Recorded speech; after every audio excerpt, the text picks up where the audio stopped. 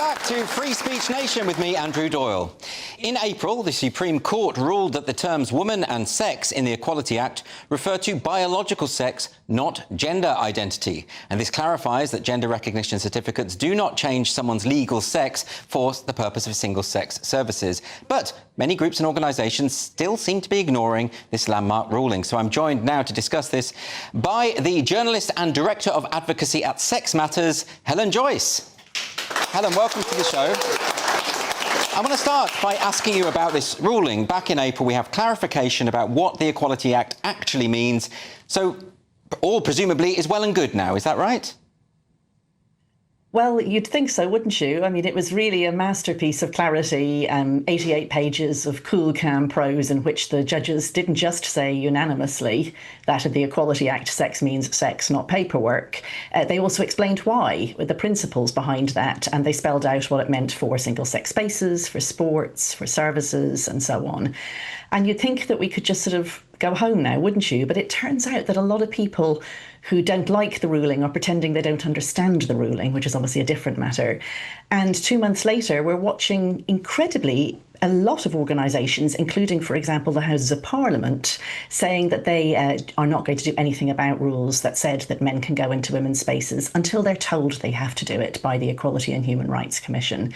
And not just them, but, you know, teachers' unions, hospitals, police forces, employers all over the country, let's see who else, and universities, all of them pretending that either this doesn't apply to them or it's too confusing or that they need further guidance. But the law is the law. It's extraordinary to live in a nation where people just ignore the law when it doesn't suit them. Now, Helen, I want to ask about this because, you know, I'm not a legal mind, but even I understood what the Supreme Court said. It seemed absolutely clear to me. Why would I need to wait for guidance from the EHRC to simply reiterate what has been so candidly expressed?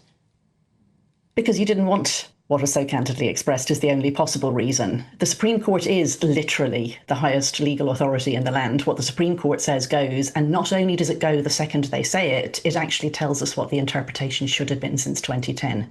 So any organisation that misunderstood the law before, and to be honest, a lot did, the Scottish Government, the UK Government and the Equality and Human Rights Commission all thought that what sex meant in the Equality Act was paperwork, so that if someone had a gender recognition certificate, they in effect changed sex for the purposes of the Equality Act. They did think that, and organisations that set policies based on that had a reason for doing so. But the second the Supreme Court spoke, that was no longer true. It had never been true. And to be in legal compliance, you really have to move with all possible haste to get your policies in line. And yet everybody's pretending that some pre-existing work that the EHRC, the Equality and Human Rights Commission, is doing to update its code of practice for service providers has to be waited for. But that you know, people like the police forces and governments and employers, who else, like lots, you know, it's only service provision that this is about. It's not about employment. So can you give us some... Really, there's no reason.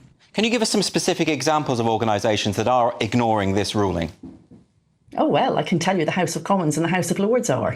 They were asked, would they update their guidance, which says that you should be able to use single-sex spaces according to which ones you prefer. And they said that they wouldn't until the EHRC brought out its guidance. The Houses of Parliament said that.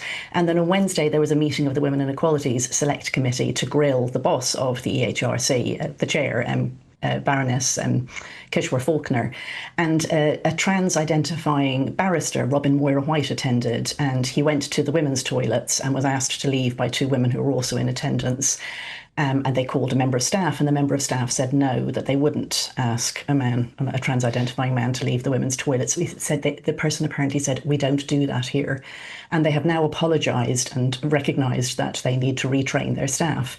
But we had already asked them, would they please update their guidance? And they had said no, that they were going to wait. And what about schools as well? Because my understanding is the National Education Union has put out some very misleading information about this as well. Well, it came up at their conference, I think, certainly at a meeting or at a conference, and they said that trans-identifying teachers should be allowed to continue to use the opposite sex's toilets. I mean, I presume that they also think this for students, but I mean, none of this is now lawful. I mean, it's astonishing that everybody is saying it's very confusing, that it's too hard to implement. I mean, what they're saying there, in effect, is that trans people can't be trusted to follow the rules. Everybody knows what sex they are. If they're told that if you're male, don't go into female-only spaces, everybody who's male knows that fact. Even if they no longer identify as male, they know that they really are.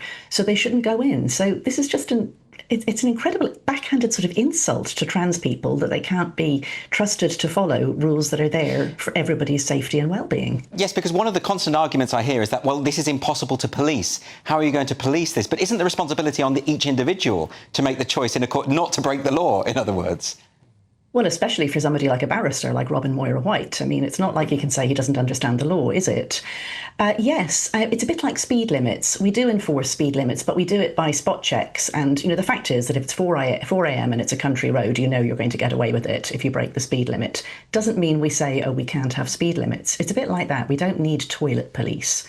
Everybody knows what sex they are. Everybody can see the signs. If you're not able to read or you're from abroad and you don't understand the words male or female, you know what the pictograms are. And you know you shouldn't go into somewhere that's not for your sex. And increasingly, there are excellent unisex options. So, for example, in Portcullis House, where that meeting was on Wednesday, the room that the meeting was in, it's precisely the same distance from the women's toilets, the men's toilets, and a unisex accessible option. So Robin had the choice of all of them. He could have gone to the men's or he could have gone to the unisex one, but he chose to go into the women's. So why has this happened, Helen? Can I ask? Because I know that for a number of years now, Stonewall and other groups like Stonewall have been accused of representing the law as they would like it to be, not as it actually is. That's a quotation from Akua Reindorf there. Do you think that it's been the influence of campaign groups such as Stonewall misrepresenting the Equality Act that this has just stuck now and people have trusted activists all along? I think that's correct. And I also think that people are afraid to change the rules because they know that trans people have been very much misled about their legal rights. Trans people have been told themselves that they have the right to go into whichever space they want and that anyone who says they can't must be a bigot. So they know they're going to be disappointing quite a lot of people who include some, quite violent people. As Baroness Kishore-Falconer said on Wednesday, she said, she has been personally threatened. Her staff have been threatened. The EHRC's offices have had a deeply unpleasant protests outside them, including somebody pouring urine all around the door. So, you know which side, as she said, you know which side is going to be unpleasant. The women who've been campaigning for single-sex spaces to mean genuinely single-sex have been polite, organised, have done so within the law. We sought to get the law clarified and we succeeded. But there are some people, a minority, but some people on the other side who have been violent, who have been quite aggressive and disgusting in online and in person. And I think a lot of people are quite cowardly about this. They're all waiting for somebody else to jump. They're waiting to be taken to court or waiting to be told what to do in terms that a 5-year-old understands by the EHRC. And we should say, of course, that your organisation, Sex Matters, has been instrumental in this, and also For Women Scotland, who took the case against the Scottish Parliament in order to clarify the law. But finally, Helen, can I ask you, all of these organisations and sometimes charities, they're posting online their intention to break the law. Isn't that a rather silly thing to do? Absolutely. I mean, people like the HSE, the Health and Safety Executive, and the Charity Commission, in my opinion, should already be acting when charities and employers say that they're going to break the law. But I can assure people that we will continue to take people to court if they break the law. We will, we've already worked out some people that we think that we need to talk to who have been major. Like, for example, Kenwood Ladies Pond, the Hampstead Women's Pond, they continue to say that men who identify as women should be allowed to use the ladies' pond. And remember, there are 3 ponds there. There's a men's pond, a women's pond, and a mixed pond. So everyone has somewhere to go. And yet they're still saying that they're going to allow men into the ladies. Anyone who's doing this can expect the wrong side of a legal action, frankly. OK, well, it sounds like it's going to have to be lawfare all the way, probably. Helen Joyce, thanks so much for joining me. Really appreciate it.